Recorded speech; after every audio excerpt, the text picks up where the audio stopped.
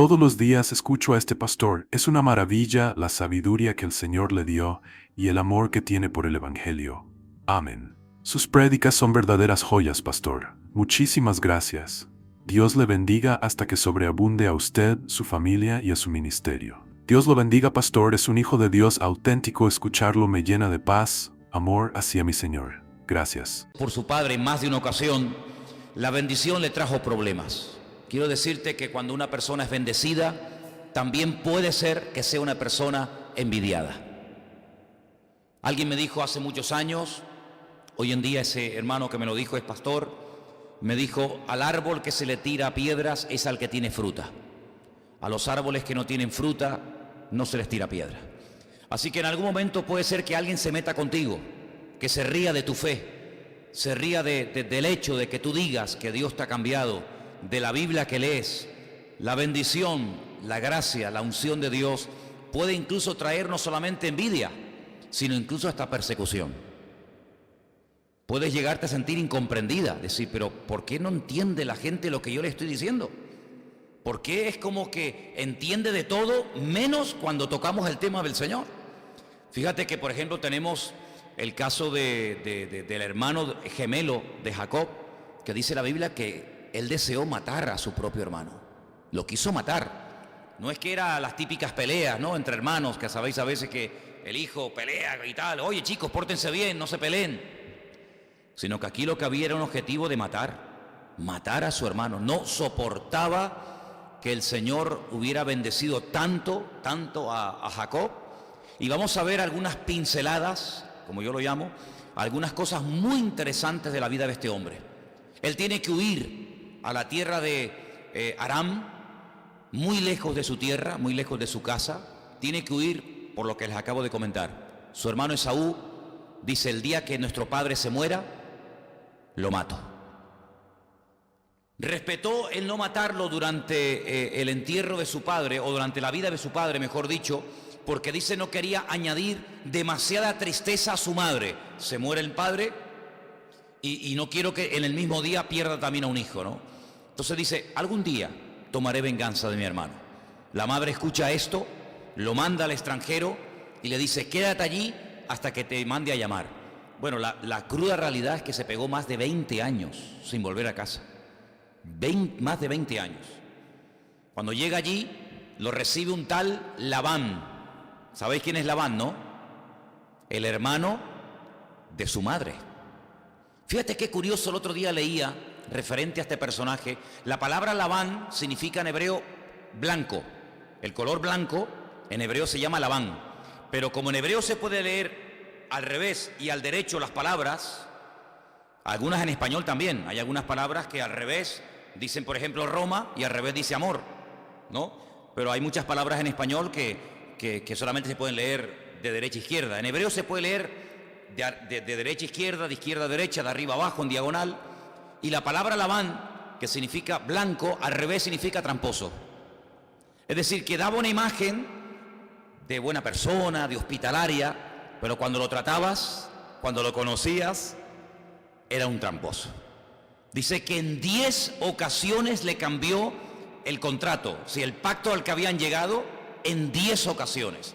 Ahora, hay un refrán en hebreo que se dice midá, keneget midá, significa más o menos así como medida por medida. Es decir, nosotros tendríamos el equivalente a lo que decimos, lo que siembras es lo que cosechas.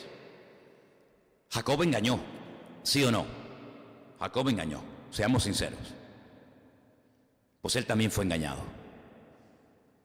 Dice la Biblia que cuando llega Harán, Labán se entera y sale al encuentro, sale a recibirlo. Pero fíjate qué curioso, cuando Eliezer, el criado de Abraham, llegó a aquella tierra donde vivía Labán, dice que llegó cargado con cantidad de camellos para buscar una esposa para el señor de su amo, es decir, para Isaac, el padre de Jacob.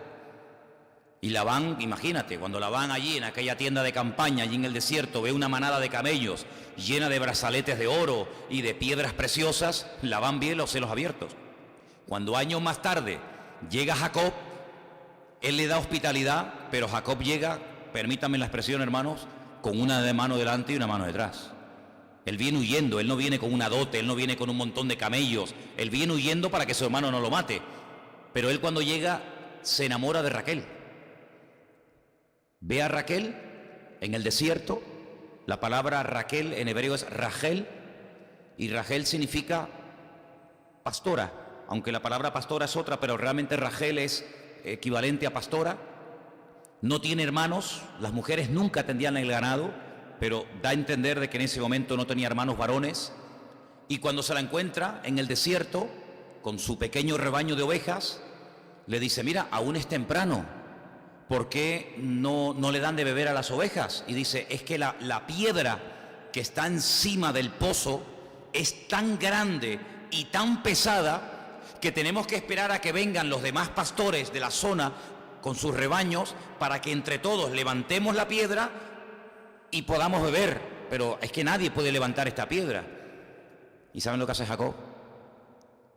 La levanta él solo. Ahí le salió, no sé qué palabra, no te preocupes. Y coge la piedra. Claro, cuando Raquel ve a aquel hombre que levanta él solo una piedra, se va corriendo a la casa del hermano y dice: hay uno allí que es un fuera de serie. Entonces Labán va, y todos conocemos la historia. Como él no tiene nada que ofrecerle a Labán como dote por su hija, le dice: bueno, yo si quieres, con mi trabajo, entre comillas, compro a tu hija. Y le dice Labán: ok, 7 años trabajando y a los 7 años te la doy.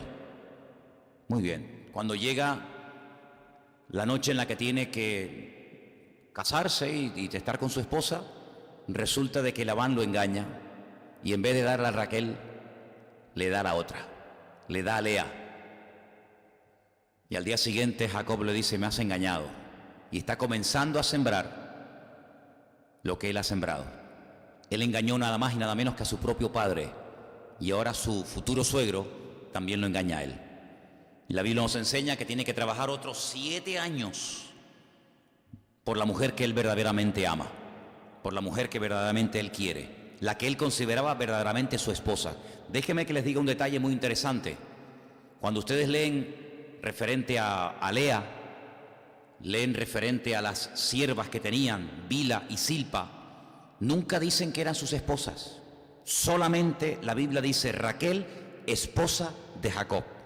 Siempre menciona a Lea, menciona a Silpa, menciona a Bila, pero a la única vez, a la única de las 4 que dice Raquel, esposa de Jacob, es con Raquel. Con ella tiene 2 hijos, tiene al famoso José, y en el parto del segundo, del famoso Benjamín, muere en el parto. Y ella es enterrada no en la cueva de Macpela, en la ciudad de Hebrón, sino que es enterrada cerca de Belén. Hasta hoy se puede visitar la tumba de esta matriarca, de Raquel, ¿no? A este hombre es al que Dios le cambia el nombre, le pone un nombre que nace del corazón de Dios, Israel. Y en esas letras, en ese nombre encontramos el nombre de los 3 patriarcas, Abraham, Isaac y Jacob, y encontramos el nombre también de las matriarcas y de su correspondiente criada, ¿no? En Israel incluye todo eso. Pero dice la Biblia que llega un momento en el que él quiere volver a su tierra. Ya ha pasado 20 años en el extranjero, y vamos a leer en Génesis capítulo 31 a partir del versículo 17. Repito, Génesis capítulo 31 a partir del versículo 17. Dice así la palabra de Dios.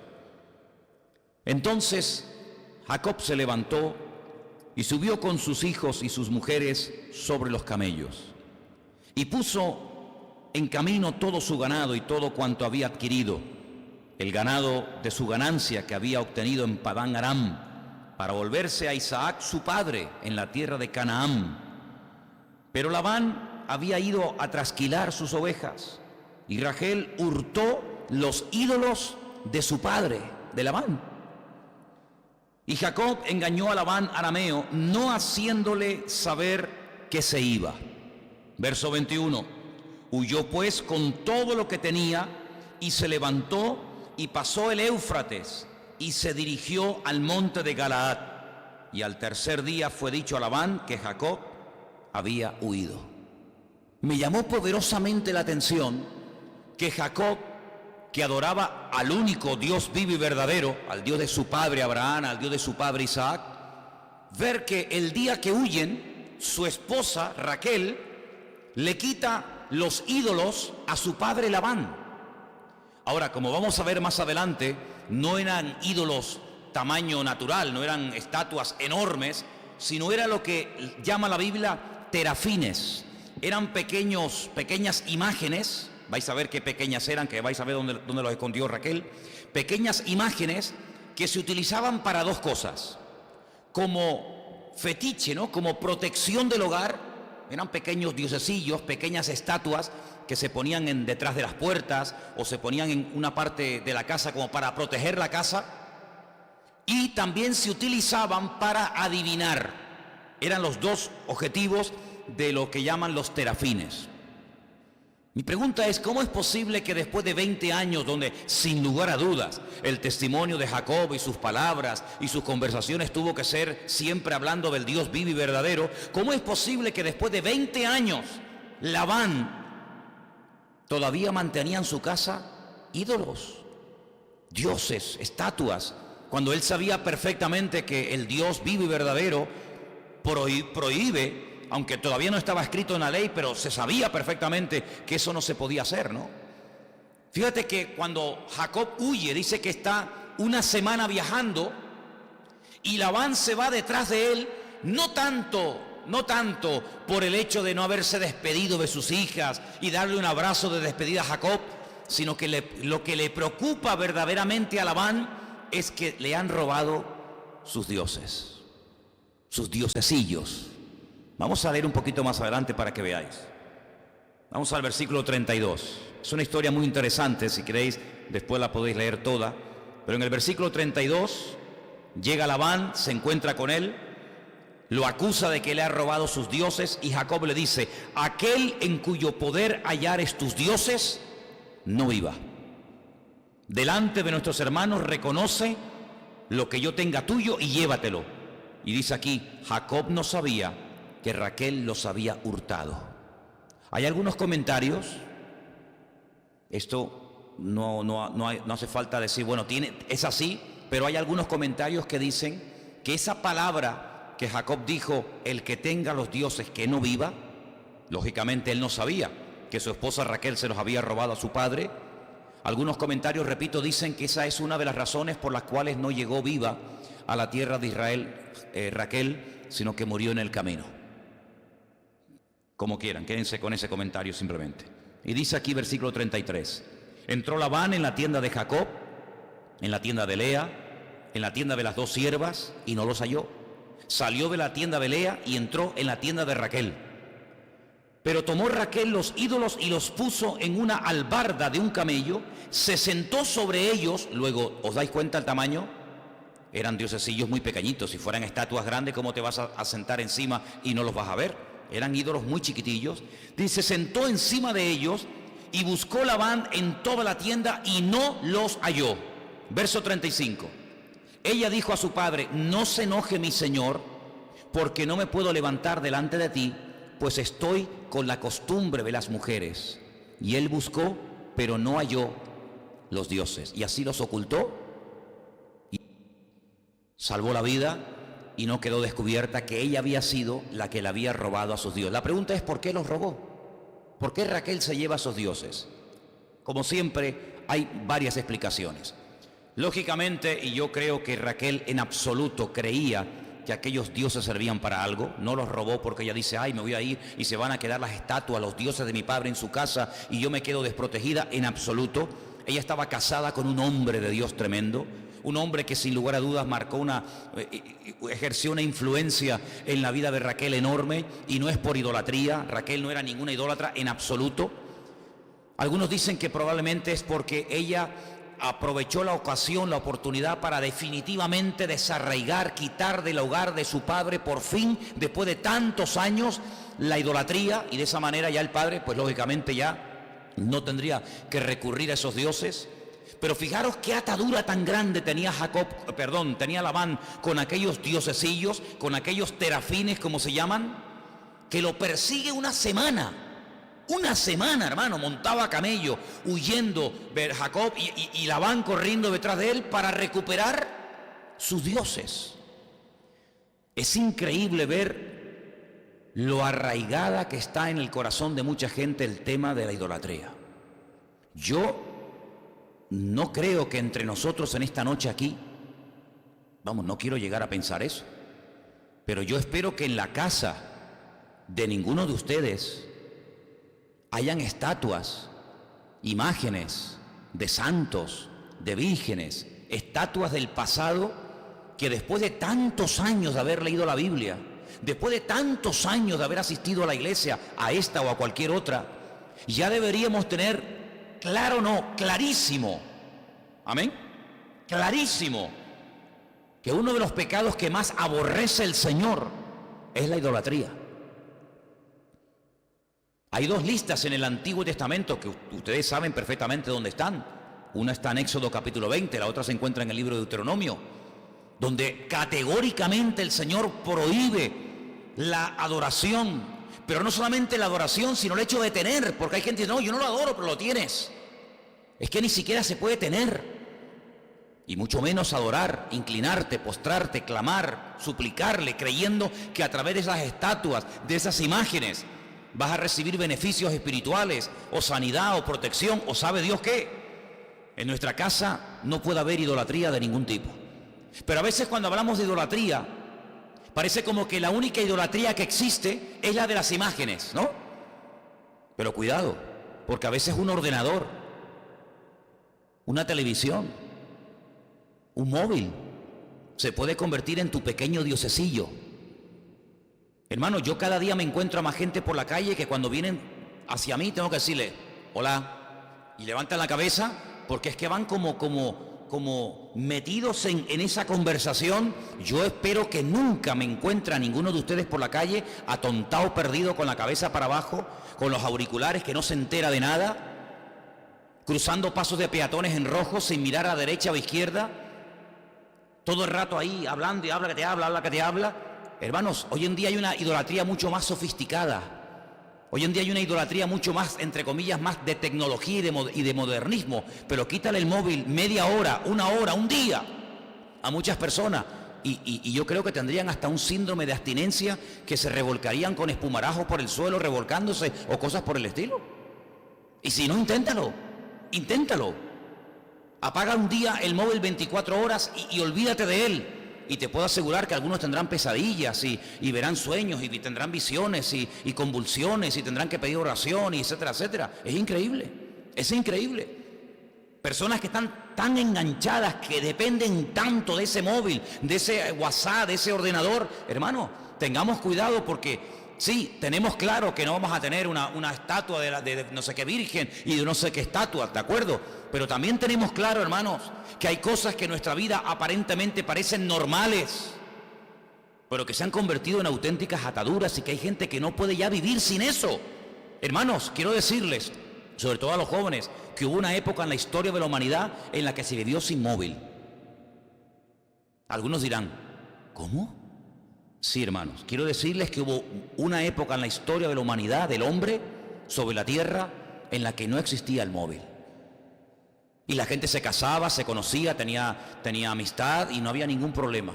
Quiero decirles que hubo una época en la historia de la humanidad en que la gente no tenía WhatsApp, sino se escribían cartas con papel y tinta. Pues no me digas. ¿Y cómo era eso? Pues mira, se cogía un papel, se escribía, se doblaba el papel, se metía en un sobre, se ponía un sello, se iba al buzón de correo y se mandaba. ¡Wow! ¿Cómo? No me digas. Sí. Y se vivía perfectamente, ¿sí o no, hermanos? Así que tengamos cuidado con qué tipo de dioses tenemos hoy en día en nuestras vidas, porque a veces hay gente que sin darse cuenta están dándole demasiado tiempo a algo o a alguien, y se ha convertido en tu pequeño Dios. No dejes que nada ni nadie te absorba, te atrape de tal manera que parece que si eso o esa, o ese, o aquello, o tal cosa te falta, como que se te vino el mundo encima. Nosotros los cristianos no podemos depender de nada ni de nadie, sino solamente de nuestro Dios. ¿Cuántos dicen amén? Ojalá algunos echaran tanto de menos la Biblia como cuando pierden el móvil. Algunos han perdido la Biblia hace meses y a veces vienen a la iglesia personas y me dicen, hermano, ¿usted ha visto mi Biblia? ¿Quién, yo? No. Es que hace 2 semanas que no la encuentro. Y yo me pregunto, digo, me imagino que tendrá otra en casa. Porque si hace 2 semanas que perdió la Biblia y no sabe dónde la metió, ¿qué ha estado leyendo durante las 2 semanas? Hermanos, Labán fue capaz de viajar 1 semana entera por el desierto, pasando frío, pasando calor, a lomos de camello, para ir a encontrar unas pequeñas estatuas que le había robado su hija Raquel, y no paró hasta llegar al campamento de ellos. Que no ocurra eso en la vida de ninguno de nosotros. ¿Cuántos dicen amén? Amén. Vamos a leer un poquito más adelante. En el capítulo 17, perdón, estamos en los versículos del 17 en adelante. Estamos en el capítulo 31, versículo 17. Dice que cuando se levantó Jacob para huir, Jacob se levantó, subió con sus hijos, con sus mujeres, con sus camellos. Y uno dice, bueno, ¿y por qué Jacob se va sin despedirse? Fueron 20 años, oye. Es como si usted está aquí en esta iglesia 20 años y te vas y no dices adiós. Bueno, ha habido casos, cuidado, les digo, les soy sincero. Ha habido casos de gente que se ha ido de la iglesia y no ha dicho ni adiós. No sé si usted conoce algún caso, pero yo le puedo comentar alguno. Se fueron y no dijeron ni adiós. ¿Por qué Jacob está 20 años en la casa de su suegro y cuando se va se marcha a escondidas? No dice, oye, que me voy, vamos a despedirnos, vamos a orar juntos, vamos, no sé, a hacer una fiesta de despedida. ¿Por qué se va? Bueno, dice la palabra de Dios, si ustedes siguen leyendo un poquito más adelante, versículo 31, aquí está. Respondió Jacob y le dijo a Labán, porque tuve miedo, pues pensé que quizá me quitarías por fuerza tus hijas, porque tuve miedo. Ay, qué terrible es el miedo, hermano. ¿Usted le tiene miedo a algo? ¿Usted le tiene miedo a alguien? Porque un cristiano no tiene que tener miedo de nada ni de nadie. Hay gente que tiene miedo a la oscuridad. Hay gente que tiene miedo a perder el trabajo, a perder la salud, a perder el marido, a perder la mujer. Hay gente que tiene miedo, no sé, a los perros, a los gatos, a yo que sé a qué. Jacob se fue sin despedirse, dice, porque tenía miedo de que Labán le quitara a sus mujeres, sus hijas, y se quedara otra vez pelado sin nada. ¿Qué barbaridades se cometen en la vida cuando una persona tiene miedo? ¿Qué locuras puede hacer una persona en la vida cuando tiene miedo? Se va, no se despide, huye. Pero vamos a ver, Jacob sabía perfectamente que todo lo que tenía en esta vida es porque Dios se lo dio, ¿sí o no? ¿De qué hablamos el domingo, hermanos? ¿De qué hablé yo el domingo aquí? ¿Cuál fue el tema de la predicación? Yo le estoy repitiendo sinónimos para que le venga la palabra a la cabeza. ¿De qué predicó el pastor el domingo a la tarde? Domingo a la tarde, 6:30 de la tarde, aquí, Garcilaso La Vega, número 13. A ver, venga, le estoy dando tiempo. De la bendición. Oh, menos mal, menos mal. La bendición de Dios es la que enriquece. Y dice la Biblia literalmente en Proverbio, Dios no añade maldición con la bendición. ¿Qué significa eso? Hablando claro. Que cuando Dios te da algo, el hombre, nada ni nadie te lo puede quitar. Pero cuando el hombre te da algo, mañana te lo pueden quitar. A mí a veces me han regalado algunas cosas que con el paso del tiempo me las han pedido. No voy a contar detalles porque como esto se sabe Dios hasta dónde llega estas predicaciones y esto da vuelta por el mundo y te ven por aquí, te ven por allá, no vaya a estar viendo a la persona que un día me regaló algo y después me lo quitó y después se enfade conmigo encima, ¿no? Cuando el enfadado tenía que ser yo. Pero a veces ocurre que alguien te da algo y después te lo quita y dice, oye, mira, no, devuélveme lo que te di. A veces incluso ha habido casos de personas que se van de alguna iglesia y se quieren llevar lo que un día donaron. A veces ha ocurrido eso. Ay, usted ignora, hermano, usted no sabe. Aquí hay de todo. Pero lo que te dé el Señor, nunca nadie te lo va a poder quitar, porque la seguridad de que no lo vas a perder es que Dios te lo dio. Había una canción que hace años escuché, no sé si los jóvenes la conocen o la han cantado, dice, el gozo que Dios me dio, nadie me lo puede quitar. Nadie me lo puede quitar, el gozo que Dios me dio, algo así era. ¿La conocen ustedes? Lo que Dios te da en esta vida, nadie te lo puede quitar. Jacob sabía perfectamente que Dios lo había bendecido, Dios lo había prosperado, pero ahora tiene temor. Y como tiene miedo, huye. Y usted no tiene nunca que huir de ninguna parte, Usted no tiene que esconderse de nadie, porque el que está en usted es mayor que el que viene contra usted. ¿Cuántos dicen amén? No tienes que tenerle miedo al hombre. No tienes que tenerle miedo a la circunstancia, no tienes que tener miedo a lo que ocurre. ¿Por qué? Porque dice que el Señor está con nosotros como poderoso gigante y nadie nos podrá hacer frente en todos los días de nuestra vida. Nunca nadie. Jacob tuvo miedo, pero parece ser, me da la impresión, por otros pasajes que he leído en estos días, que Jacob tenía esta debilidad. Ustedes saben que todos tenemos una debilidad, tanto en lo físico como en lo espiritual. Hay gente que su debilidad es la cabeza, los pulmones, o las piernas, o no sé. Pero a veces también tenemos debilidades como seres humanos. Hay gente que a veces su debilidad o su punto débil es el desánimo, o la ira, o el orgullo, o sabe Dios qué. Yo creo que Jacob era una persona que, por lo que había vivido, por las circunstancias que habían rodeado su vida, era una persona que si no se cuidaba mucho, entraba en miedo.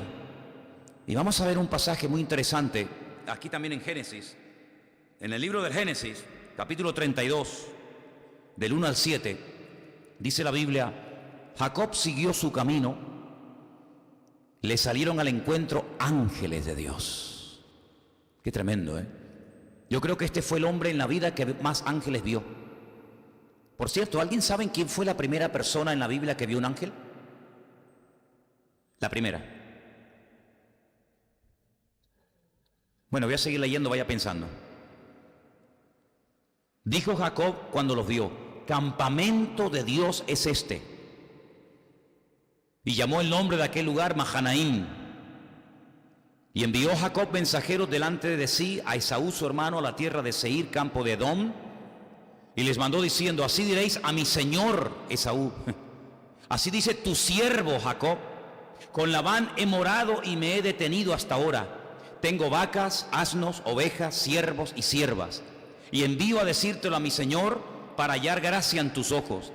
Los mensajeros volvieron a Jacob diciendo: vinimos a tu hermano Esaú, y él también viene a recibirte, y 400 hombres con él. Como para no tener miedo, ¿no? Entonces Jacob tuvo gran temor. Cuando estamos hablando de Labán dice que tuvo miedo. Tuve miedo y me fui. Pero ahora dice gran temor. Y además añade: y se angustió. Se puso muy nervioso. Oye, que viene tu hermano a verte. ¿Sí? ¿Y cómo viene? Viene con 400 hombres. Esto no es normal. Esto no es normal. Entonces Jacob tuvo gran temor, se angustió, distribuyó al pueblo que tenía consigo, y las ovejas y las vacas y los camellos, en 2 campamentos. El temor hizo que dividiera la familia. ¿Sí? Dividió a la familia. Dijo: si viene Esaú contra un campamento y lo ataca, el otro escapará. Dijo Jacob: Dios de mi padre Abraham y Dios de mi padre Isaac, Señor, que me dijiste: vuélvete a tu tierra y a tu parentela, y yo te daré bien. Menor soy que todas las misericordias y que toda la verdad que has usado para con tu siervo. Pues con mi cayado pasé este Jordán y ahora estoy sobre 2 campamentos. Líbrame ahora de la mano de mi hermano, de la mano de Esaú, porque le temo. No venga acaso y me hiera la madre con los hijos. Tú has dicho, hace bien en recordar las promesas de Dios. Eso es muy bueno, hermano, es muy buena práctica. Yo te haré bien y tu descendencia será como la arena del mar, que no se puede contar por la multitud. Durmió allí aquella noche y tomó de lo que le vino a la mano un presente para su hermano Esaú.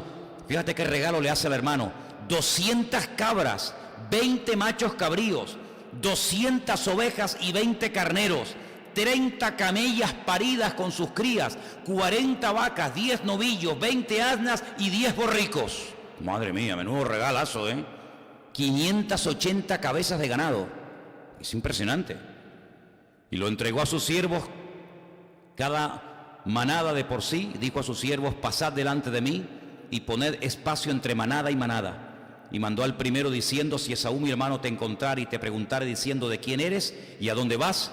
¿Y para quién es esto que llevas delante de ti? Entonces le dirás: es un presente de tu siervo Jacob, que envía a mi señor Esaú. Y he aquí también él viene tras nosotros. Si ustedes siguen leyendo la historia, se van a dar cuenta de que él pone a unas mujeres y a unos hijos por un lado, y después pone a la que realmente quería en otra parte con su hijo José, ¿verdad? Así que, amados hermanos, el miedo nos hace tomar decisiones equivocadas. El miedo nos hace perder los papeles, perder la paz, estar nerviosos, entrar en angustia, deprimirnos. Y el miedo a veces se contamina, se transmite a la familia. Una familia unida, una familia que siempre habían ido juntos a todas partes, toda la vida juntos. Ahora Jacob, por ese temor que lleva dentro, los divide, a unos por un lado y a otros por otro. Si matan a estos, por lo menos estos escapan. Si matan a estos tienen tiempo para escapar. Fíjate las locuras que hace el hombre cuando cree que el que viene contra ti es superior al Dios que tú honras y al Dios que tú sirves. El Señor le había dado promesas. Yo voy a estar contigo, yo voy a ser tu escudo, yo voy a protegerte, yo voy a ayudarte. Solamente es cuestión de pararse y decir, a ver, ¿cómo vine y cómo me voy? Eso. ¿Cómo eras tú antes de conocer al Señor y cómo eres ahora? A veces parece que hemos sido toda la vida creyentes, ¿verdad? A veces parece que hemos toda la vida tenido la paz que tenemos hoy en día. Pero recuerda, párate un momento. ¿No te acuerdas que hubo momentos en nuestras vidas en las que no teníamos esa paz? ¿No te acuerdas que hubo momentos en tu vida en el que no tenías la fe que hoy tienes? ¿Cómo llegó Jacob a la casa de Labán, hermano? Huyendo de su propio hermano, sin nada. No podía ni ofrecerle una dote digna a Labán para poder casarse con la mujer que se enamoró, con Raquel. Tuvo que trabajar 20 años y en esos 20 años Dios le dio mujeres, le dio hijos, le dio vacas, le dio cabras, le dio todo. ¿Y tú crees que todo esto ha sido producto de la casualidad o de tu esfuerzo? Esto ha sido producto de la bendición de Dios. ¿Cuántos dicen amén? Cuando logres tener algo en la vida, no te vanaglories, no le des la gloria a tu esfuerzo y a tu trabajo, porque lo que estás haciendo es alimentar tu orgullo, tu ego. Si el Señor te da un coche, una casa, unos hijos, una familia, una ropa o lo que sea, dale siempre gloria al Señor, que te dio la fuerza, te dio la sabiduría, la capacidad para poder tener lo que hoy en día tienes. Y repito lo que dije al principio, lo que Dios te da, nadie te lo puede quitar. ¿Cuántos dicen amén? Si Dios te ha dado estas mujeres, nadie te las va a quitar, ni a tus hijos nadie les podrá la mano encima. Por muy armado que venga Saúl, porque él viene contra 400, pero el Señor tu Dios es mucho más grande que el poder de esos 400 hombres que vienen contra ti. Pero por miedo, a veces, repito, se hacen auténticas locuras y auténticas barbaridades. Así que vemos a Jacob con miedo en la casa del suegro de Labán. Vemos a Jacob con miedo ante el próximo encuentro con su hermano Esaú. Hermano, no se puede ir con la vida con miedos. No se puede ir por la vida con temores. La Biblia dice que el perfecto amor echa fuera todo temor. Si hay temores en su vida, a veces son temores infundados, inventados. Temor a perder la salud, el trabajo, lo que sea. Ponga todo eso en las manos del Señor. Señor, yo voy a llegar hasta donde tú quieras que llegue. Lo que tú me has dado nadie me lo va a quitar. Yo no puedo dormir, ni vivir, ni hablar, ni actuar delante de mi familia, delante de mis hijos con temor, sino yo tengo que transmitir seguridad, tengo que transmitir paz. ¿Cómo estás? Bien. ¿Por qué? Porque el Señor está conmigo. Hermanos, hay varios pasajes en la Biblia, hay muchos. Solamente les voy a relatar un pasaje donde hay unos hermanos que están en guerra, están en el campo de batalla jugándose la vida contra un enemigo terrible, que como eran los filisteos. Y el padre de estos muchachos, que se llama Isaí, todos lo conocemos, porque aparte tenía otro hijo menor, era tan jovencito que no podía ir a la guerra, se llamaba David. El padre coge algo de comida y le dice al más pequeño hijo, vete a ver cómo están tus hermanos. Esa expresión, vete a ver cómo están tus hermanos, que es la que aparece en la versión en español. Si usted lee el texto original, el padre le dice, vete para ver cómo está la paz de tus hermanos. Pero uno podría decir, pero papá, ¿pero cómo van a tener paz si están en la guerra? ¿O están en guerra o están en paz? No confundamos las cosas. Ellos están en un ambiente de guerra, en un ambiente bélico, matándose y peleando unos contra otros. Pero yo quiero saber si el ambiente, si las circunstancias, si la atmósfera ha perturbado la paz interior de mis hijos. Y eso es lo que el padre quería saber. Quiero saber si mis hijos tienen paz en medio de la tormenta. Y ustedes preguntarán, pero ¿cómo se puede tener paz en medio de la guerra, en medio de una tormenta? Cuando tienes a Cristo sí se puede. Cuando no tienes al Señor, ni en la paz, tú tienes paz en tu corazón. El apóstol Pablo era capaz de tener un culto de alabanza al Señor en medio de una mazmorra allí en Filipo, recién torturado, porque tenía paz en su corazón. El apóstol Pablo era capaz de decir, todos me han abandonado, pero el Señor estuvo a mi lado y me dio fuerzas. ¿Por qué? Porque el Señor, hermanos, nos puede mantener en paz, en victoria y en bendición, independientemente del ambiente o del lugar en donde nos encontremos. ¿Cuántos dicen amén? Yo estoy plenamente convencido que nuestros hermanos que están siendo perseguidos y torturados y masacrados por muchas naciones de la tierra, el Señor les tiene que estar dando una paz y una gracia y una bendición a esos hermanos por todas partes del mundo como no nos podemos ni imaginar.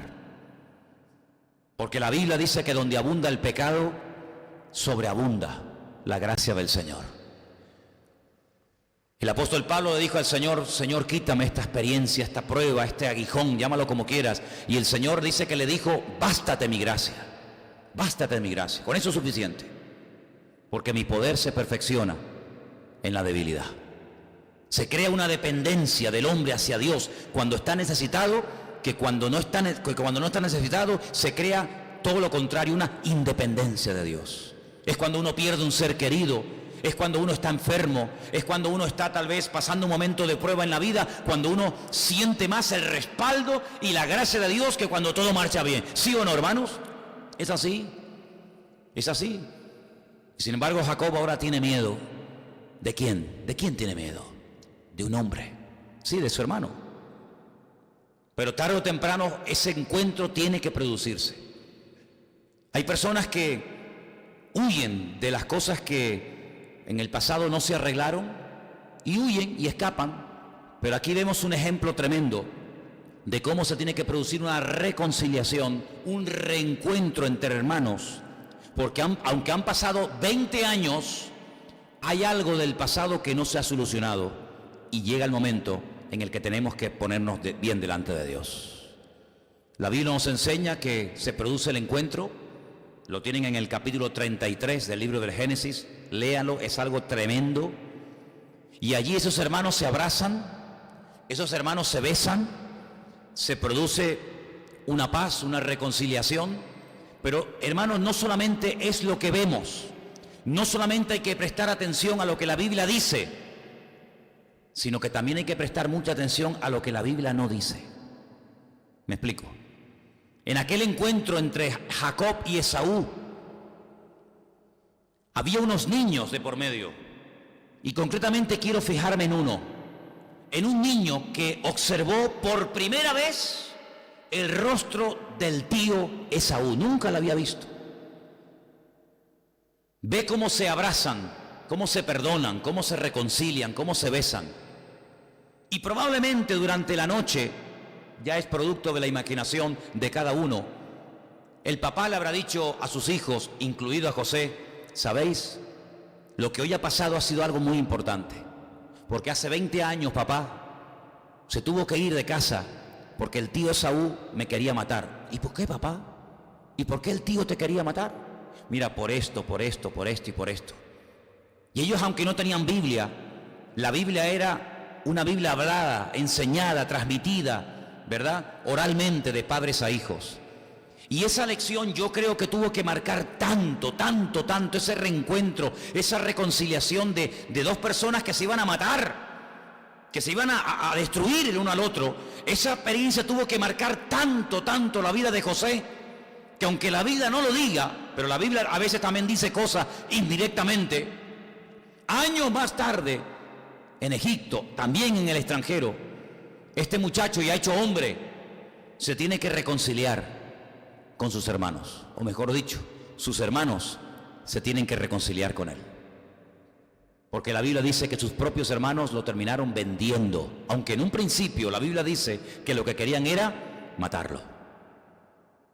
Y cuando por fin él abre su corazón y les dice a aquellos jóvenes, a aquellos hombres, yo soy vuestro hermano José, el que vendisteis. Y ellos se llevan las manos a la cabeza como diciendo, madre mía, esto nos va a matar. Ahora se ha dado la vuelta a la tortilla, ahora es él el que tiene el poder. Ahora estamos vendidos, él nos puede matar a todos.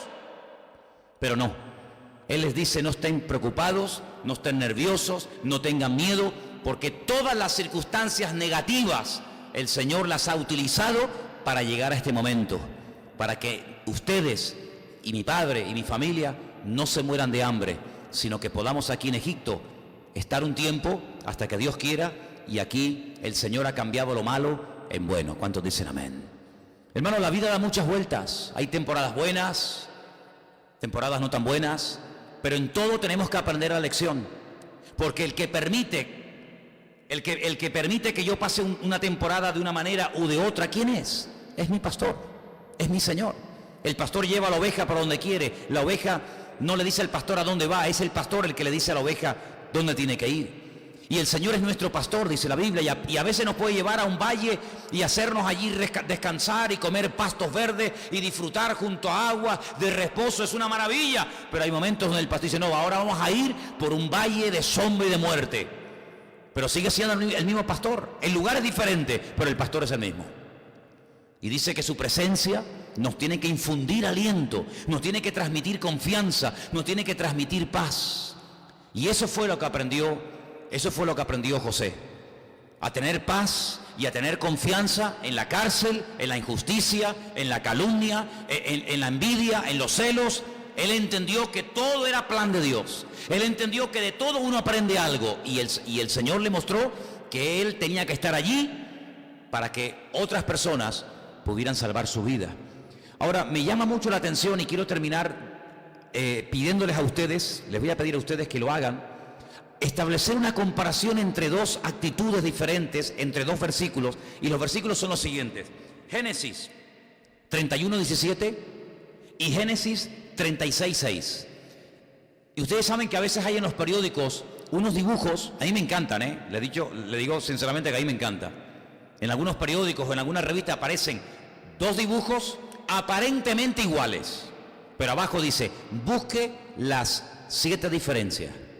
Yo generalmente las encuentro todas, les digo de despacho. A veces una rayita, a veces la nariz en uno está así, en otro está para arriba.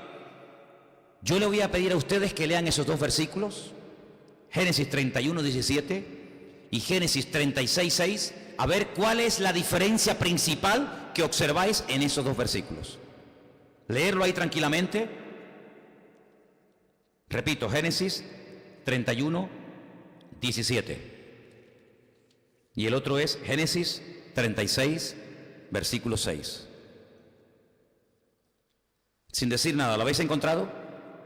¿Ya lo habéis leído los dos?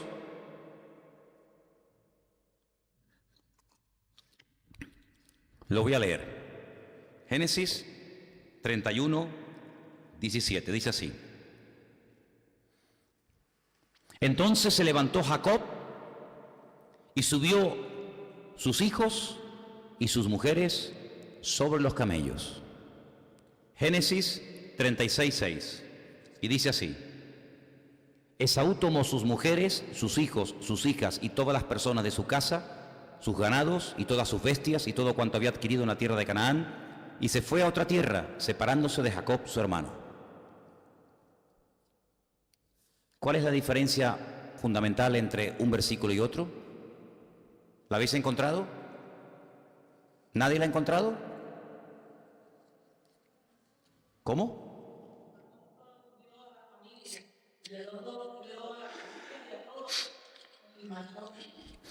Génesis 31:17, lo primero que menciona son los hijos y luego sus mujeres.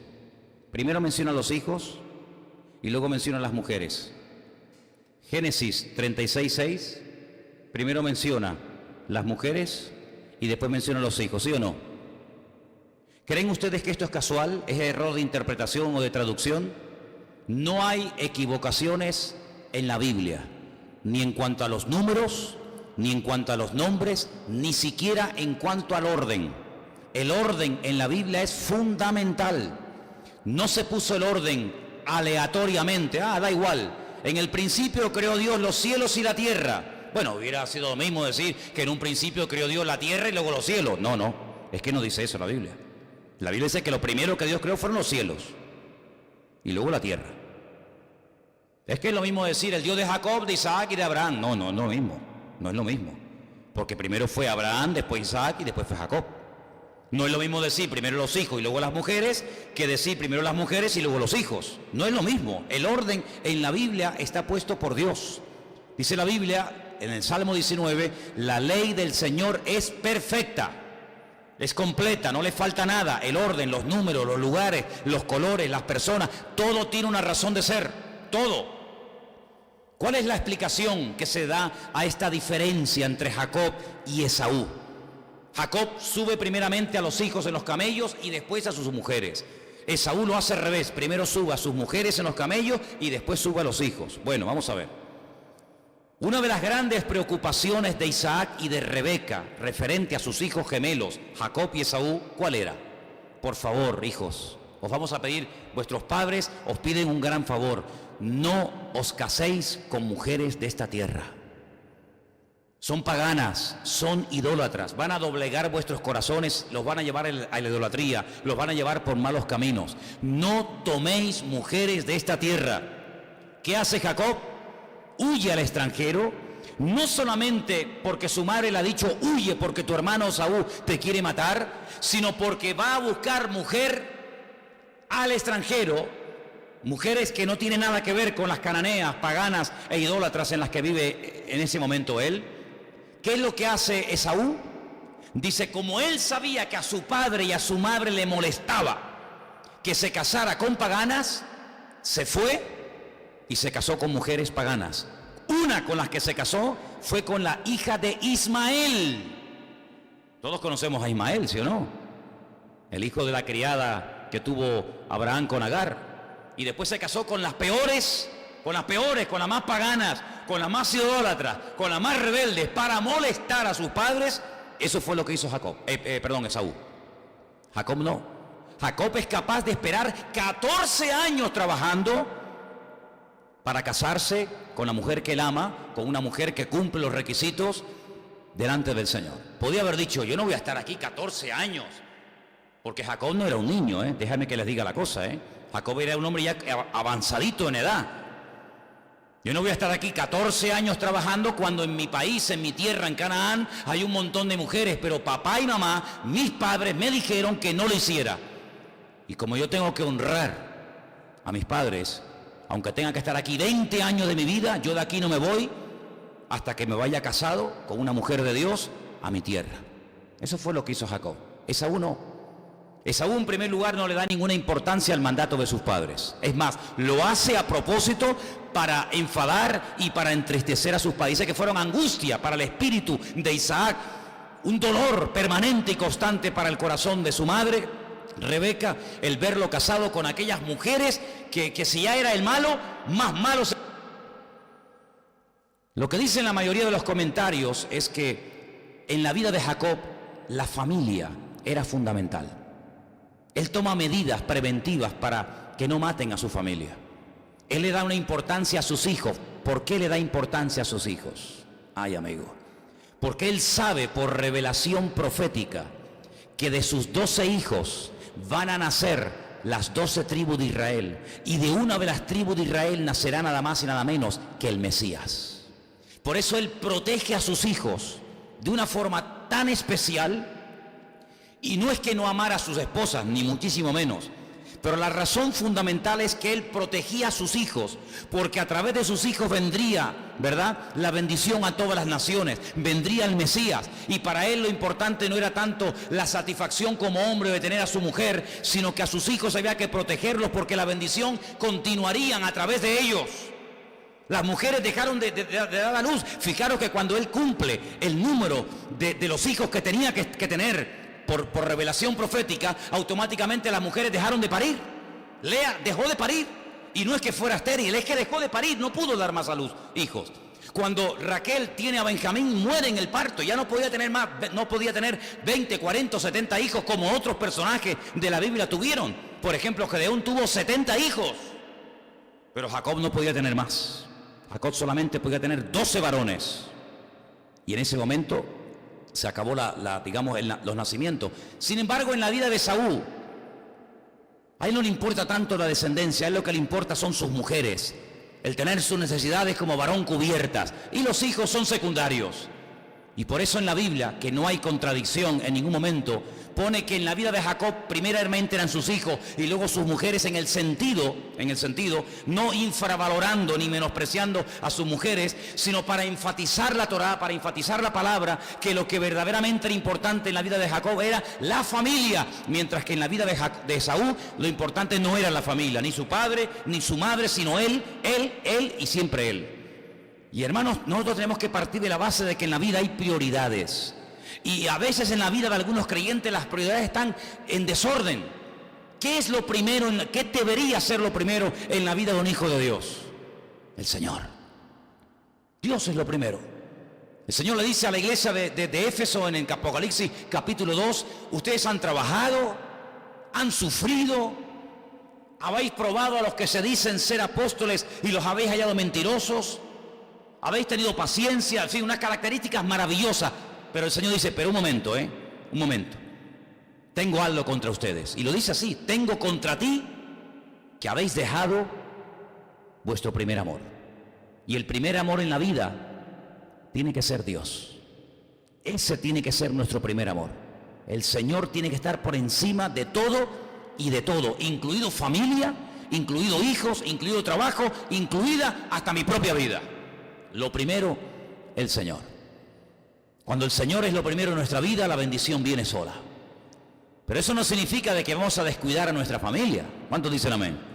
Hay un versículo durísimo en el Nuevo Testamento que dice, el que no provee o el que no cuida a su familia es peor que un incrédulo y ha negado la fe.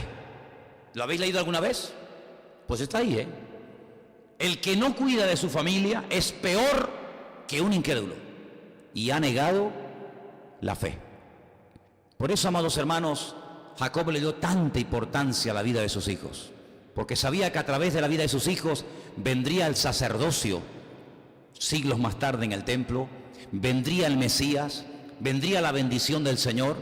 Y por eso Jacob era un hombre que sí pasó muchas luchas, es verdad, pruebas terribles de todo tipo. A una hija se la violaron, otro hijo se acuesta con una de sus concubinas, a uno le dice que lo mató una mala bestia y resulta que está viviendo en Egipto. Es un hombre que sufrió lo indecible, pero también hay que decirlo todo, hermanos. Es el hombre que más revelaciones y más encuentro con ángeles tuvo para fortalecerlo, para animarlo, para ayudarlo a seguir adelante. Y es un hombre que, ¿saben cómo terminó? Bendiciendo. No terminó amargado, no terminó despotricando contra Dios, contra los hijos, contra la familia, sino es un hombre que murió bendiciendo a la familia. Cuando él sabe que va a morir, llama a sus hijos y les dice, venid, que os voy a profetizar, os voy a dar una palabra profética para que sepáis lo que viene en el futuro, y a cada tribu, a cada hijo, la pone en su sitio.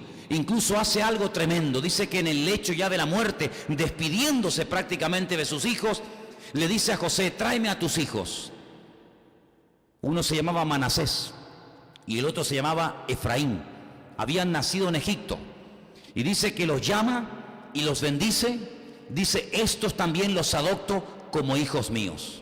Por eso, amados hermanos, podéis ver que cuando se distribuye la tierra prometida, también a Manasés, que no era su hijo, pero era su nieto, pero que lo adoptó como hijo, y también a Efraín le da parte de la tierra, y así cumplió lo que él quería siempre, darle a José el doble de lo que le daba a los demás hijos. Hermanos, yo solamente quiero deciros algo. La vida de un creyente no es fácil. La vida nunca ha sido fácil para nadie, pero para un creyente menos todavía. Pero tenemos una cosa tremenda. Labán tuvo una oportunidad de tener un encuentro con el Señor, de dejar la idolatría, de cambiar de vida. No lo hizo. Jacob tuvo una vida durísima, pruebas, dificultades, el hermano que lo quiere matar,